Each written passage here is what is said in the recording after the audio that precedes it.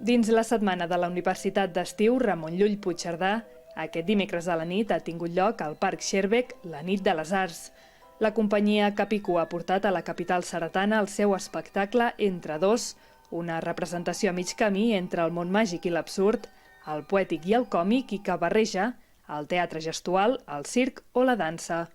Com cada any, l'Associació Universitària de Cerdanya ha volgut oferir una activitat per tots els públics a l'entorn del llac i, com en les darreres edicions, ha plegat a més de 700 persones. Creiem que l'activitat és per tota la ciutadania i tot és formació, tot és cultura.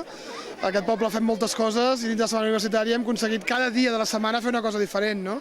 La inauguració amb el doctor Estiví el dilluns, ahir la nit dels estels a dalt al niu d'àguila de la mà de la Molina, amb la col·lecció de la Molina, millor dit, i avui la nit d'arts, que ja és la 7ª edició que fem. Aquest any tenim Capicua, amb un espectacle intimista per tots els públics, que això també no és fàcil, poder agradar dels nens més petits als avis més grans, un espectacle de circ, que serà el nostre petit Cirque du Soleil aquí a la Cerdanya.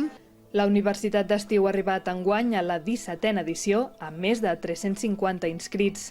Els seus organitzadors ja pensen en la següent i esperen continuar oferint formació de qualitat a través dels cursos o de les conferències i activitats que organitzen.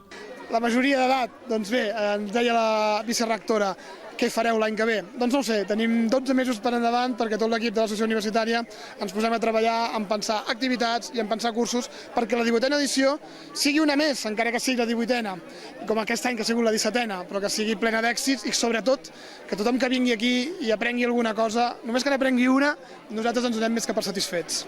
Aquest dijous tindrà lloc el sopar oficial amb tots aquells que fan possible la Universitat d'Estiu i divendres el Museu Cerdà acollirà la conferència de Cloenda, que anirà a càrrec de l'escriptora i periodista Empar Moliner.